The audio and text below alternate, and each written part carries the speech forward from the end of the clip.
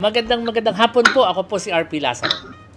Magandang hapon po. Ito na naman ang palikerong tapat, babaerong banal, Kristiyanong manyakis ang hindi humihindot at walang kahintulot, ang pantas na talipandas ang kaibigan yung kupal, ka Dennis Reyes. Okay lang, basta kaibigan.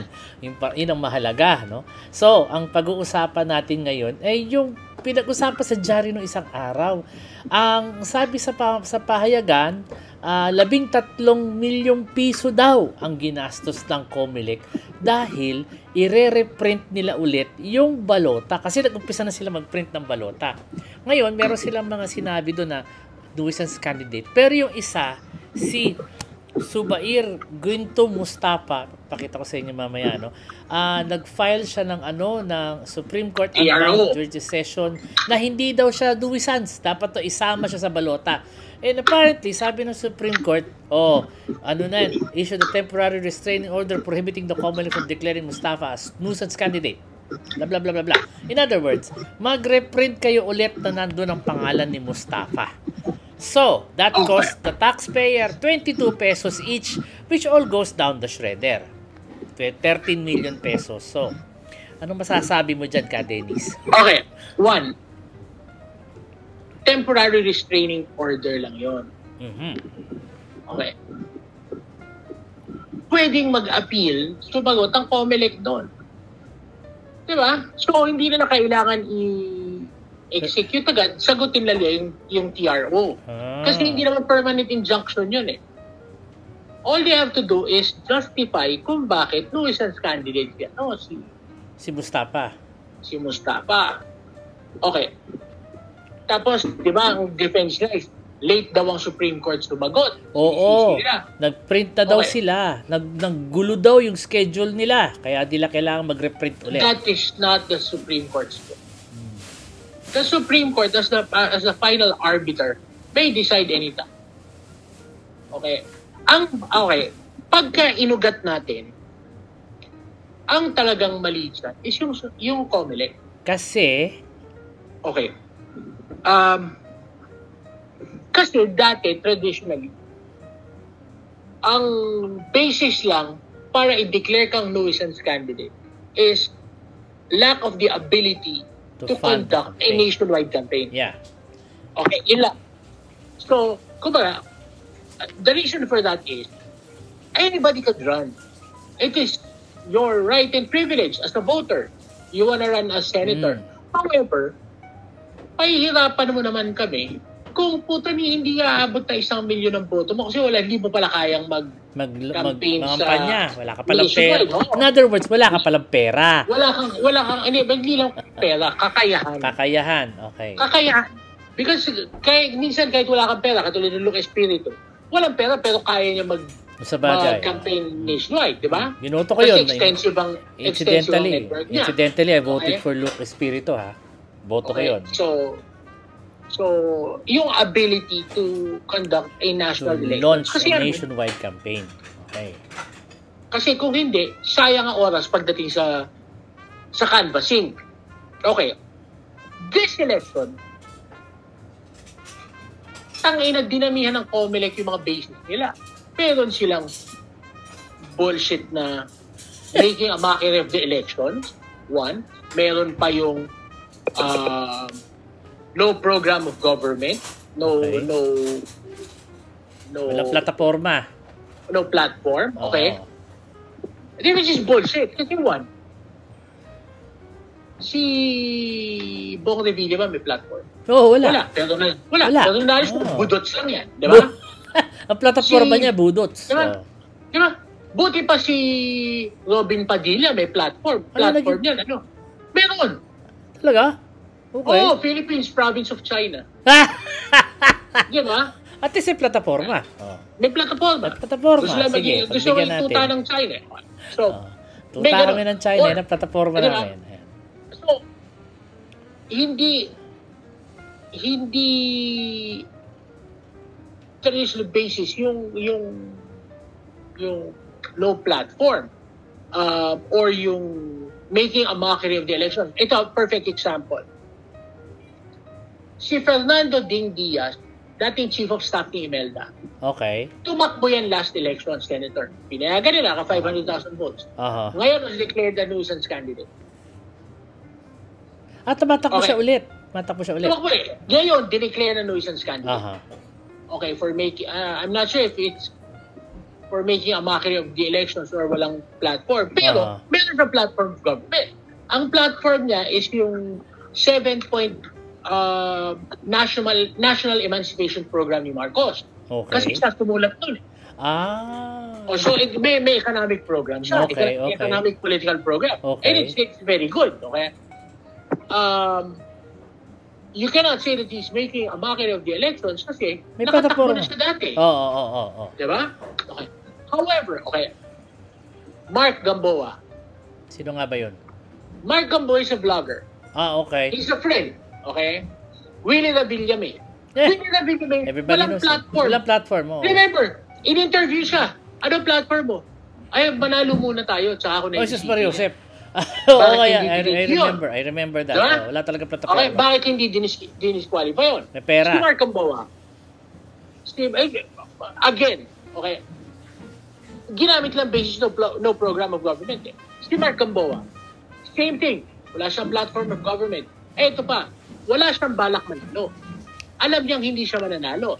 Pero tumatakbo siya para dumami ang subscribers niya. Pwede pala natin gawin yun. Okay. Isn't that a mockery of the election? It is. Okay. A mockery of the election. He's a nice guy. He's a friend. Okay. See, the problem with Comelec is there is no consistency. Diba? Parang napaka-arbitrary. Yun ang problema. Puta, ngayon, nung may nagdemanda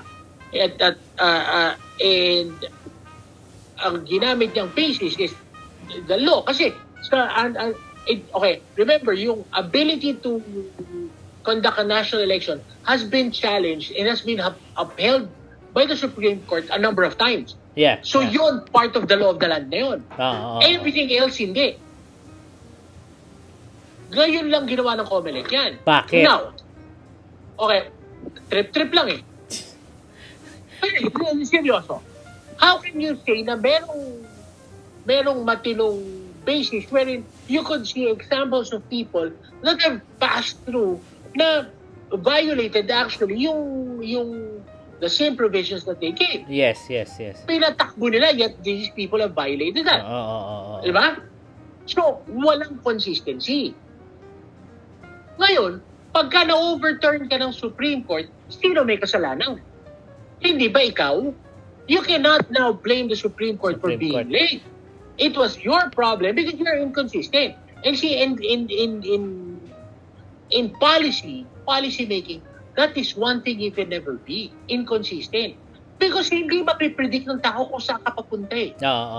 Hindi nila alam anong susundin, anong hindi susundin. That makes sense actually, That's why lahat palagi, pagka nagpagawa kang policy, the most predictable, the most simple, something that the most stupid of us, yung mga DD kayang sundin. Diba? Always, dapat kayang sundin ng mga tanga, ng mga INC, ng mga DDS, para hindi nagkakagulo. Ngayon, kapag bago-bago ka, that's where confusion comes in. So, if you ask me, that was the Comelec dropped the ball on that one. Now, mind you, how do you solve that? Okay, nandito na tayo sa solution. There is no, ang Solomonic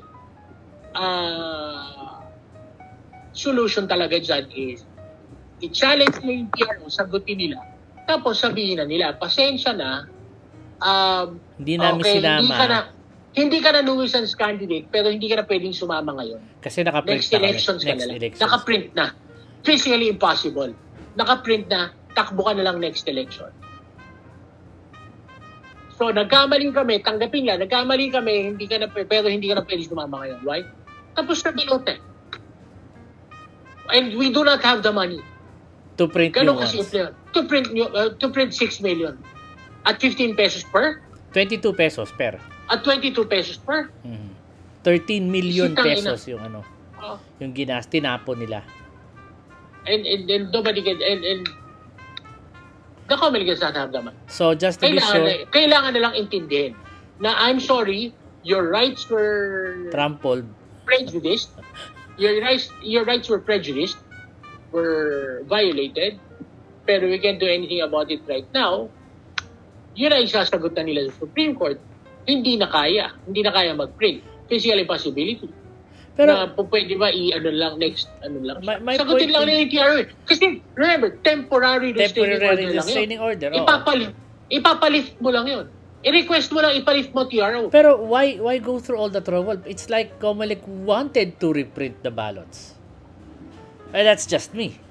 Kasi kung meron naman palang I'm sure sa dami ng abogado ng ng Comelec, no? I'm sure maraming abogado yan, and I'm sure these things could have been pre-planned for. Well, ako naman, my conspiracy theorist mind is telling me na I don't, unless we have yung more information, I cannot talk about it. Ako naman, chismis lang on my part. No? Pero ako, for me, yun ang pinakamagandang sagot. Pasensya ka na, boss. Hindi ka kasama kayo. Next elections ka na 2028. Pero ang sa akin lang naman, this is speculation lang, no? All of these things, siguro naman they should have seen this many steps ahead of kasi in the newspaper sinisisi nila Comelec daw. Supreme Court daw that hindi daw sinabi ng maaga. They should have said so earlier para hindi pa kami nagpiprint, nagawa na ng paraan, sinama na namin siya. Tangina, pwede mo bang pakialaman ng schedule ng Supreme Court? Oo, kasi maraming kaso. Gago ba kayo? Tingin na nyo. Di ba? Tangina yan. Gagong puta. Hindi mo pwedeng dikta ang schedule ng Supreme Court. They'll decide when they decide. They decide when they decide, Oo. So, alam naman lahat ng tao yun eh. So, hindi pwede sisihin yung Supreme Court. Teka muna, so kung nag-decide si Supreme Court as late as April, as Mayo na eleksyon, hindi, kasama siya. Ano gagawin? Isusulat siya. Yun na nga yun. Sasagutin mo yun. Wala yun sa physical impossibility. Di ba? Which probably they couldn't say because you could still reprint. Ang sagot mo lang doon, mag-file ka lang eh. Okay, we made the mistake, but the question is moot. It's a physical impossibility. So it's already moot. Hindi na po pwede. Next year, next elections na lang. Sorry. Ganun lang yun. Oo. Saka TRO lang yan eh. Hindi naman permanent injunction yan eh. Tangina, papalift mo pa yung TRO eh. And that being said, para it now generates more questions than answers. Bakit? Ako sa akin, ganun ang dating. Simpleng na sana eh. Trip eh. Tangay na, gusto sila maghigpit ngayon eh. Kasi puta yung... okay, speculation, okay. Malay mo, pini-preempt nila yung mga questions dun sa bagong supplier ng automation. Si Miro. Parang utang pagka merong parang Elise, nagtanong ng alanganin, DQ ka! Diba? Tangina mo, magdemanda ka. Kahit na puta, i-grant ka ng Supreme Court, huli na, hindi ka na makakatakbo. Nga. Wala na, print na balota eh. Diba? Ganun lang yun eh. Maraming paraan para manalbahi. Sabi nga, many ways to skin a cat. Yes. Okay, pero I don't know who this Mustafa guy is and he's running for senator. No? Who cares? Tangina ng ba dinusin? Yun ang masakit eh. Okay lang yan. Dapat yan, sinabi na lang nila, wala capability to run a national election. Tapos, ang suggestion... Tangina, hindi pa. Kahit na i-challenge po, tangina, di ba? Kahit na i-challenge, sige, tangina ba, patunayan mo, kaya mo tumakbo, mag-run a national election. Paano? Diba? They should have made him pay for the 13 million. Ganun din yun. Sama sa balota, combined. He would have to pay. Ganun din yun. Part yun. Parang gagawin mo, parang during protest. Sige, pasok ka, pero ikaw magbabayad. Tumatakbo nga yung tao para magkapera eh. Diba? Di, antayin mo na lang nga. Antayin mo na nga lang. Sumagot pa doon sa issue na yun, si Kiko Pangilinan. Sabi niya, baka pwede idagdag na lang sa dulo ng balota. Alam paano mo gagawin yun? Utangin na yun, isa pa hindi nag-iisip. Hindi naman yan. Hindi abogado din yun Oo, pero the point there is, na-print na. Isipin mo, idadagdag mo paano? Sticker? See, it is not the Sticker. ballot. What you're forgetting, it is not the ballot. It has to reflect on the machine. Oo, on the machine. Kasi yung Para yung mabilang. balota, Para mabilang. Oo, yung balota pinapasok mo sa makina. Kaya Oo. hindi mo pwedeng idagdag lang. Oo. Kasi syempre, paano bibilangin ng makina yun kung wala sa programming niya yung pangalan mo? Oo. Makes sense. Di ba? Kaya pagka piniprint yan, dinidesign yan lahat. Buong system. That's why i-challenge na lang nila yung TRO. Which they did not do. Instead, they just reprinted. And then came out with a new story that says, oh, it cost the taxpayers 22 pesos per ballot because of this guy. Para sinisisi pa yung para sinisisi ang Supreme Court, tsaka yung tao. Okay. Now things are clear. Things are getting clear. Kasi, tandaan mo, pagka nagsisisihan, ibig sabihin may ayun. Di ba? Oo. Yun lang ang dahilan para magsisihan eh. Bagay. Oo. Para hindi makita kung sino kumita. Sino kumita? Well, National Printing Office na nagpiprint eh. So, hindi naman APO. Ang alam ko, APO printing prints are passports, di ba? Pag-aari daw yan ni sino ba yung Ayala, Sobel de Ayala, something. That guy owns it. So, a close friend of the Marcoses. So, that's fine. Pero, who prints the bus? National Printing Office, no? Yan ba pinapasub ko natin? Hindi naman, di ba? Sinasub ko natin. Talaga? Hindi naman kaya na National Printing Office lahat yun. Ang laki-laki ng office nila sa Quezon City, nila kaya yon? Tandaan mo, lahat ng resibo ng gobyerno kanila. Oo. Lahat ng delivery receipt, lahat ng sales invoice, lahat ng OR, lahat ng papel ng gobyerno, National Printing Office na nagpa-print. Lahat ng official document. So hindi nila kaya, they're just tapos pina-farm out nila. Kasi may kilala ako nanalo dyan. Kasi yung bumili talaga siya ng 50 million na makina. Na printer, na makina para makuha niya yung printing ng balot. So, well, that was 2010. Yeah, but ibig sabihin ngayon, may kumita. Iba pa yan. Parang gano'n, di ba? May kumita.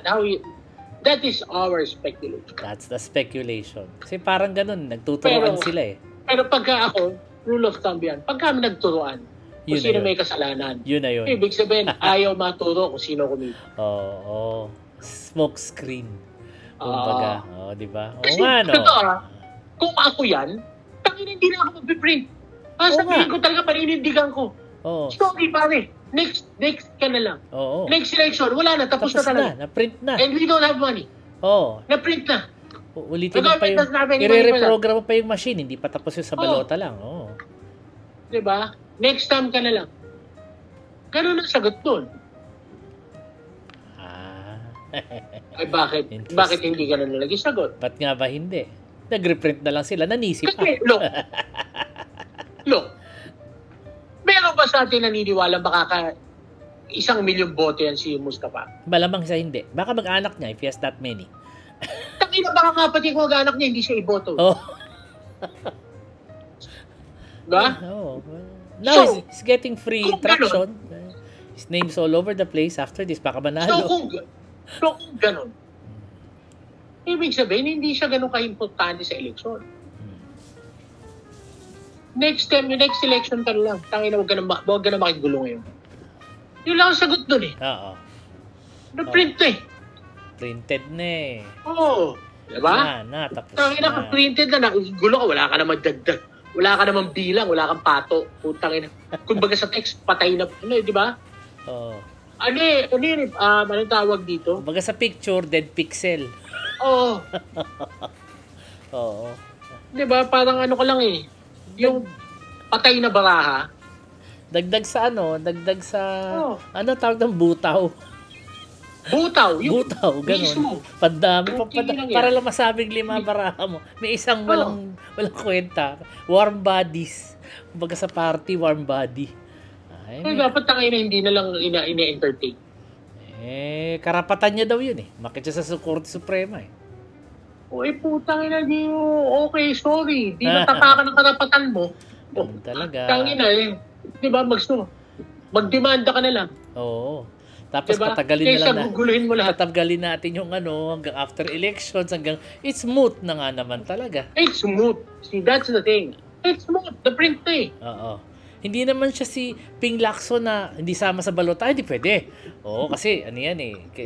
Sikat ako, boboto ko yan si Ping Lacson kung tumakbo na yan eh. Kasama yan sa listahan ko. Nasa personal sample ballot ko yan. Siyempre, yun. Pero ito, this guys. Actually, I couldn't find any information on him except for the case. Yun Kaya lang. nga. There's nobody cares about him. Yeah. Hindi naman siguro. Ang inisipin mo, wala ka maski isang article kahit i-google mo pangalan niya. Totoo Ibig yun. sabihin, not even Google wants you. Totoo Diba? yan. We don't Not even know even who he Google is. wants to know about you. There is no information about this guy. Can't find Eh, anything. tangina. Ako, i-google mo ko. Even before the podcast, even before May I lalabas. ran 2010, i-google mo ko, may lalabas na article. Totoo yan. I-google nyo rin ako. May lalabas din na article sa mga Eh, opisina. tangina, wala. Wala akong makita talaga. Hanap ako ng hanap. Sabi ko, who is this guy? He's from Pangasinan daw eh. Lalo ako naguluhan. Yun ang una ko nakita, Pangasinan daw eh. So, ewan ko ba? Tangina, panggalatok na Muslim. Okay, nga na yun. Baka nga hindi. We'll find out more. It's weird. Totoo, tama ka. Eh, It's really tangina weird. yan, di ba? Eh, Ilocanong Muslim. Okay, nga yan. Oo nga, that's weird. Ilocanong Muslim. Weird. Gaano ka kuripot yan?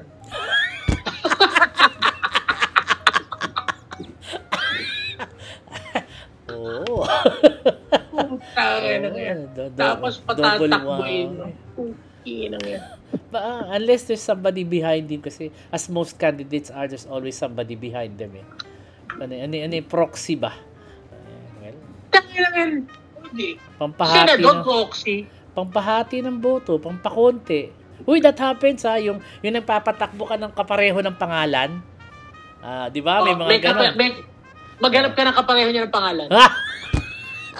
Oo nga. Kanino siya hati ng boto? Oo nga. Sorry. Di naman Diba? natatawa lang ako pero sorry. No offense meant to the guy but we just don't know anything about you. Sorry. Tangina, kanino siya hati ng boto? Kay Willie Revilla. Layo. Okay, nga yan.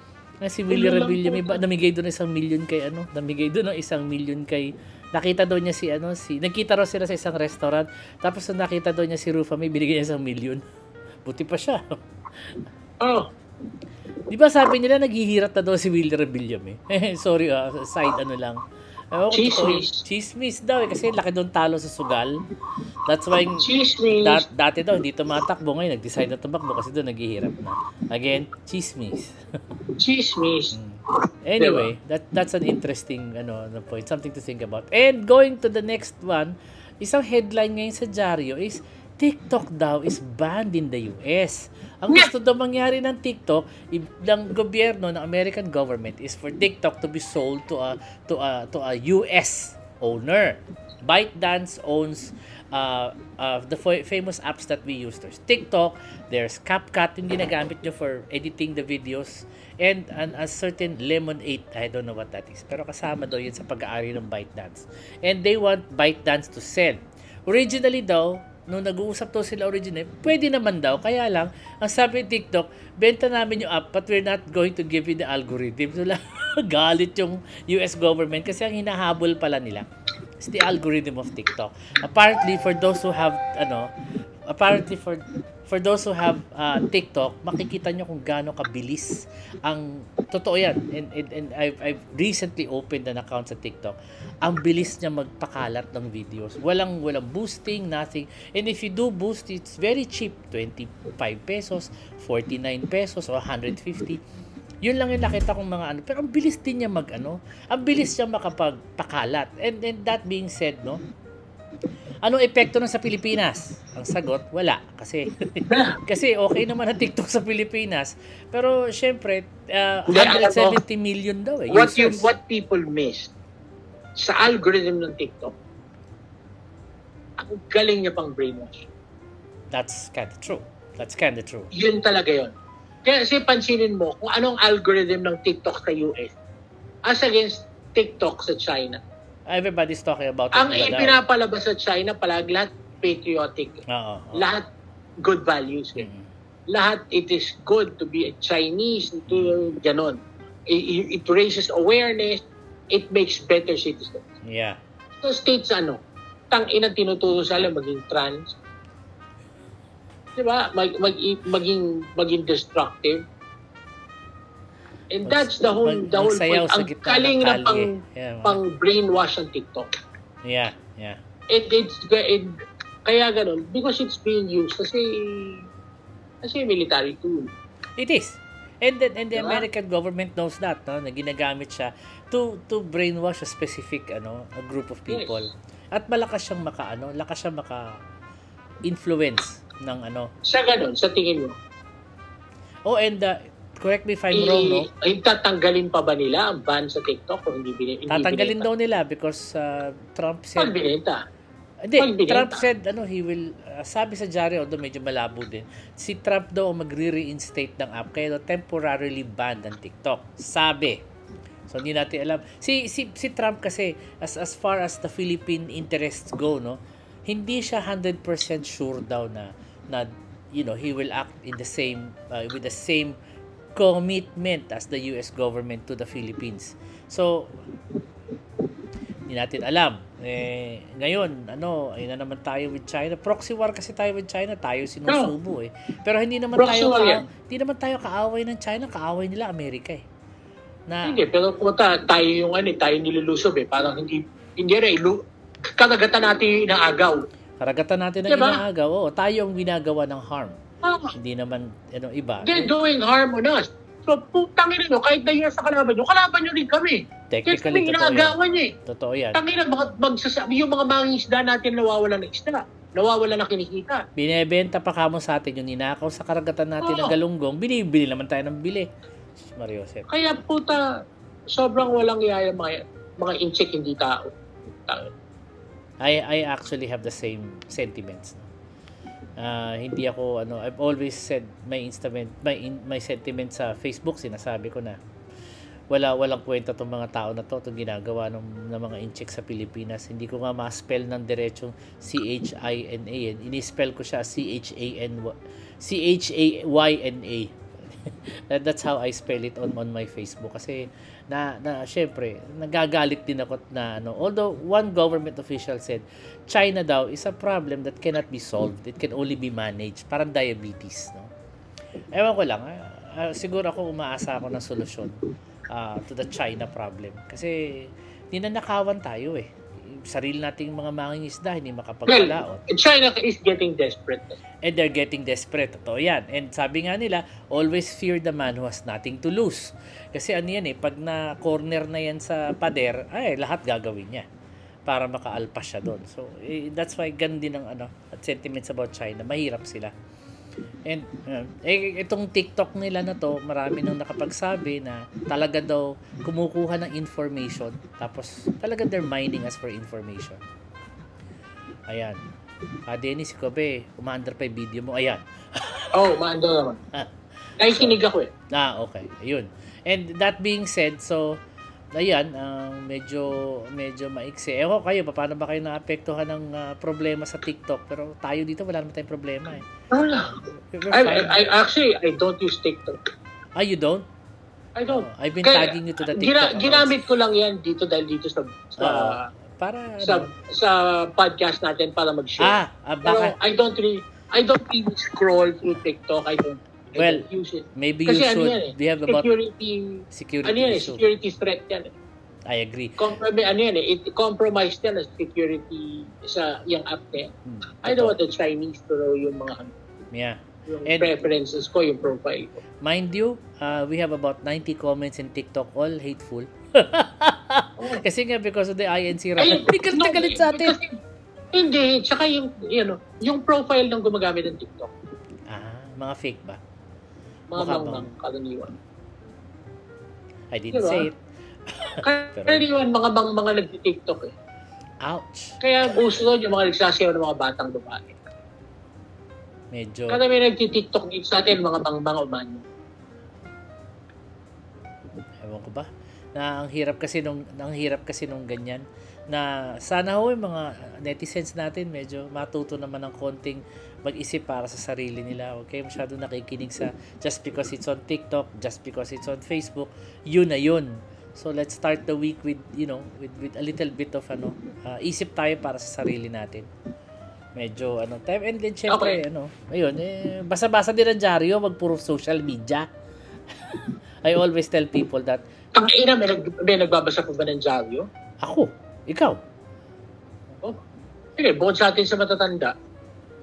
Ayun nila dahil alam mo kasi sinira ni Duterte yan, sinabi nila na bias sa ABS-CBN. Alam mo, dami naniwala doon bias daw ang traditional media. Puro sila mangmang Okay, inalit. Tapos pinalit? SMNI. Yun talaga, bias yun. Bias talaga yun. Ito, katarantaduhan dyan. Sino kakampi ng SMNI? Iglesia ni Cristo, di ba? Punta kakampi ni Kibuloy, si Marcoleta. Punta magkasama pa sila sa malalaking para sa bayan at sa Diyos. Okay, ganun kalala ang Iglesia ni Cristo ngayon. Tangina nung panahon ni KLD, hindi nila gagawin. Punta sumasama sila sa nanggagahasa ng bata. Ibang relihiyon nanggagahasa pa ng bata. At mga magnanakaw ang sinusuportan. Puta, ganun kalala ang Teka, alam mo, I've always had a lot of respect. May nagsabi nga sa akin, usually pagka ganyan, hindi yan umaabot sa 4th generation. Natutunaw yan sa 3rd generation. Because the 3rd generation does not have the values of the first two. Nagsalita dati si Kaanghel before when it was all happening, yung kaguluhan nila, sinabi nila na ang dami daw katiwalian. Sa kanya nang galing, dami daw katiwalian nangyayari sa Iglesia ni Cristo. Kaya nga daw, he was very unhappy with it and mga ganon. Siguro nga totoo kasi para sa isang relihiyon na kumampi sa mga magnanakaw at rapist ng bata, talaga namang medyo mapapaisip ka rin. Bakit? I think about it all the time. Bakit nila kinampihan? Ang dami-dami na pwedeng ang gagaling ng mga Iglesia ni Cristo members. Some of them are very smart. A lot of them are in government. Bakit? Di ba? Very disciplined sila dati. Disiplinado yung mga yan. Well, wala nang disiplina yung namumuno ngayon. Puro kalabit pengin baka sarili na. Nako. Yun lang naman dahilan. Hindi mo na iniisip ang kapakanan na nakararami. Alam na kaya yan ng mga membro nila. Nakakaramdam na kaya yan. Eventually, puputok yan. How their money is spent? Eventually, puputok yan. Ay nga pala, nakalimutan ko. Mag-shout out. Yes. Shout out kay Katoyski, Andrew Llamas, yung classmate ko sa States, tsaka yung ayaw maniwala ng asawa niya na nag-shout out ako. Melanie Mare, shout out ako kay Andrew. Isa pa shout out kay Jennifer Black. Jennifer Black. Salamat sa message. Schoolmate namin, kabatch namin. Ate, maraming salamat. Pakikalat na lang kami. Kalat mo kami. Doon sa mga barkada ni Jennifer na kakamping, magandang araw po. Maraming salamat sa pakikinood niyo sa amin. I hope may nag-enjoy kayo at may natutunan kayo.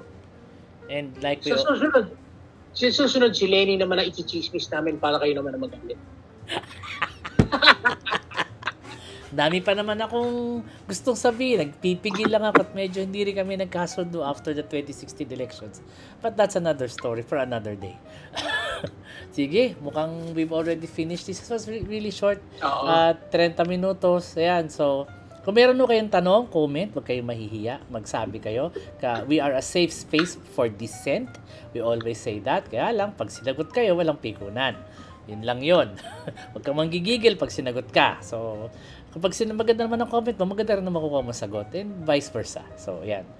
Ayan. So, maraming salamat. Ako po si RP Lazaro. At ako naman, si Ka Dennis Reyes, ang inyong kaibigang kupad. Maraming salamat. Hanggang dito na lang. Happy weekend. Maraming salamat. Happy weekend. Bye-bye.